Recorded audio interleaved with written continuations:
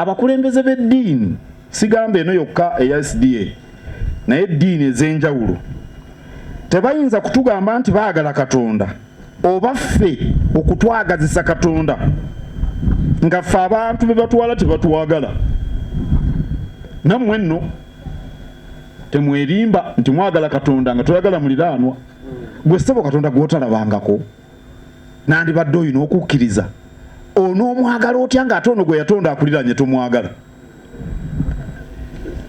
Weewaawo mmanyi nti ekkanisa eno ey'aba Seventh Day mu nsi yonna teri ku myaka 75 gyokka, naye abaatandika ekkanisa eno,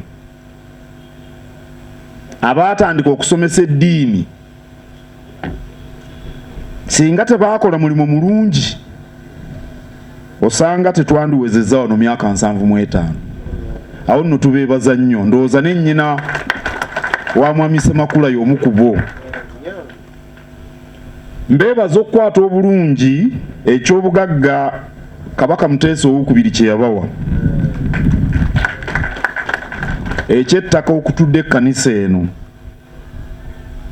Abantu bangi bawa ebyabyo by'omuwendo naye ne batabitegeera. Abamu babiryamu ebinyeebwa. Era ennaku zino muwulira abaana oba basikidde ebintu by'abakitaabwe, naku 2 buli mwana bagujuba na bugujubanyi. Kabaka yali asobola okubawa ettaka lino abo abaaliwo ne baliryamu ebinyeebwa, kyali kisobokera ddala. Tuwulira n'eddiini ezirimu okubba ebintu bya bannaabwe, temubiwulira? Abalala babawa eby'omuwendo ne batabiryamu binyeebwa naye ne batabaako nnyo kyamaanyi kyolaba lwaki n'okubibawa baabibawa. Ekkanisa y'aba Seventh Day ew'ekifaananyi ekirungi eky'obunyiikivu bulijjo n'okutuukiriza enteekateeka zaayo n'okunyikiza byonna byekola. Tubagoberera, tubalaba. Omukulu abyogeddeko, temwekozesa bintu kutuusa mukolo. Ebintu mubissaako nnyo omwoyo. Era Buganda ey'omulembe omutebi twagala buli ekikolebwa kibe kya mutindo.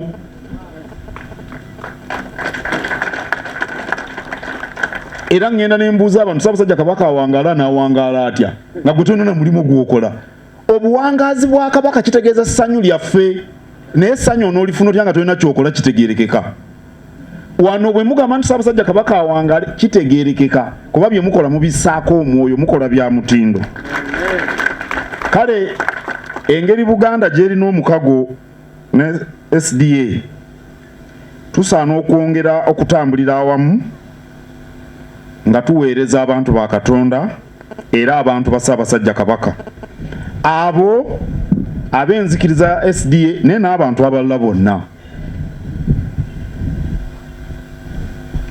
Nga omulabirizi Kajoba bw'ayogedde, omulimu omukulu ogw'ekkanisa eno kulyowa myoyo kyokka.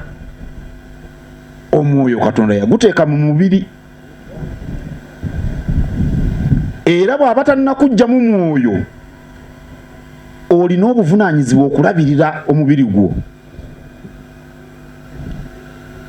Mujjukira nti Katonda bwe yatutonda yatuwa n'ebbeetu okulya ensi eno.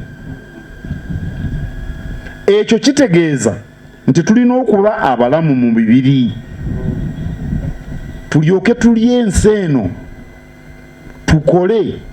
Abagereki bo balina n'enjogera egamba nti omwoyo omulongoofu gubeera mu mubiri mulamu. Ndowooza mukimanyi bulungi. Kale omuntu akwagala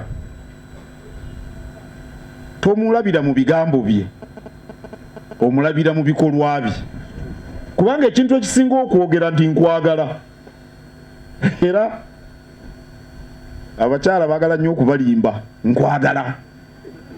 Ekyo kyangu nnyo dakiika emu kyayise dda ku lulimi ebikolwa ebiraga ekyo bye biriwa omuntu bw'akujjanjaba oyo ne bw'atakugamba nti nkwagala okitegeera nti akwagala kyenva mbeebaza bassebo ne bannyabo olw'enteekateeka eno ey'olusiisira lw'ebyobulamu nga mujaguza emyaka 75 sebo pasita Kajjoba n'abalala mutubuulire bwe mutwala mu ggulu ng'eno ebiwundu bituli ku mibiri gyonna byetoolodde Katonda tunaamutegeera tutya awo nno tubakubiriza okufa ennyo ku bulamu bwammwe mugende mwekebeze ne bwe muba temulina kibaluma kambabuulire omuntu yeetaaga abantu bano mu bulamu bwe asooka ye musawo owookubiri ye munnamateeka owokusatu mubazi w'ebitabo n'owookuna owa yinsuwa era bwe munaamala okutereeza awo ne byonna mubiteeke mu yinsuwa bisobola okukwata omuliro obuwumbi munaabujjawo obulala naye ffe tetukimanyi tulowooza ew'omusawo njagendawo ng'omutwe gunnuma omutwe okukuluma kabonero bubonero ebintu biyinza okuba byakutabukako dda munda eyo batulaze wali nga tulambula ebintu ebyenjawulo by'oyinza obutategeera lwaki omubiri gukuluma mugende mwekebeze oli namugamba nti mugende mwekebeze nga temuli balwadde nti omanyi abasawo basaba ssente nnyingi ne mukuba akakule ne mugamba linda lw'onoolwala lw'onootegeera ssente nnyingi ezigenda ku byobulamu mwemanyiiza okwekebeza waakiri omulundi gumu mu mwaka genda bugenze bw'omusawo bakukebere ekyokubiri mwewala endwadde ezeewalika nga mukenenya kino engeri gye sikyogererangako wano naye nga nkyogedde nnyo ndowooza mungoberera abamu mwakiwulira naye wano mbadde sikyogererangawo kankyogere siriimu bwe bulwadde obusinga okuba obwangu okwewala kankubuulire lwaki omusujja gw'ensiri oba weebase ng'oloota okola kyensiri ne zikuluma tomanya gye zikulumidde naye siriimu akukwata eriiso okanudde ng'olinga engege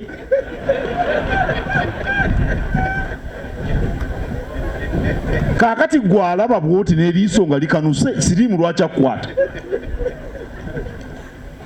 ng'ate okimanyi kabaka ye mmunyenye mu kulwanyisa mukene wano abavubuka muwulirewo nnyo mwandibadde mungamba nti kubawo nnyawo kubanga mwe abavubuka mukyayina amaanyi naye ate kanisa ebaagala muli balamu abalamu ab'emibiri y'okusooka yate bw'oba omulamu ddala ow'omwoyo lwaki siriimu akwata akwata atya nga ddala oli mulamu mu by'omwoyo bweppo Katonda omulimba bw'oba tomulimba siriimu teyandikutte naye kale olw'okuba nti olina obunafu bw'omubiri era nti sitaani na biki byonna nandibadde Pawulo Kafeero yabuuza yali akukema wamusanga mu lukuubo abantu beekwasa sitaani mwekuume siriimu kigambo okutulira tebakimanyi okutulira bwe bulwadde omuntu bwakusiiga ssenyiga atulira kubanga bw'olira n'omuntu alina ssenyiga amukusiiga kubayita okutulira naye obulwadde nga sukaali oba entunnunsi ye pressure oba obulwadde obw'omutima obwo tebutulira teri ayinza kukusiiga ntunnunsi teri ayinza kukusiiga sukaali oba omutima naye nabyo tusobola obyegendereza kati tewaliwo okujaguza wano mu Seventh Day Adventist mugenda okulya ebisiike mmwe mbamanyi bwe mumala okusinza ku Olw'omukaaga mwagala nnyo okulya ebicepere genderera byolya tolya mmere nnyingi teweetaaga kulya kafunkunaayi oba kampwerenda atolya kampwerenda omubiri tegwetaaga mmere bweppo ng'oli musituzi wa bizito naye ssebo oli musumba osoma busomi bayibuli n'okwogera ku muzinda ekikuliisa kafunkunaayi kyeki kubanga mu mmere mwe muva endwadde ebintu nno si byakusaaga mugende mubuuze abasawo bali wali ebintu byonna byonna ebituwoomera bya bulabe eri omubiri ennyama eyitiridde sukaali ono gwe tutabula, omunyo oguyitiridde, butto. Kati ebyo bye bireeta ondadde ziri z'enkoonyeeko zitatulira, entunnunsi, omutima, sukaali. Mukole ku dduyiro. Saba omulabirizi, muwe etteeka mu kiragiro abagoberezi bakole edduyiro, bajja bawulira babatya nnyo. Bantu bakeere bakole edduyiro, muleme kutuula butuuzaawo kutunuulira terefayina. Banna n'obukya ku makya oli ku terefayina ne buziba oli ku terefayina. Mukole ku dduyiro, omubiri gutambule gwete.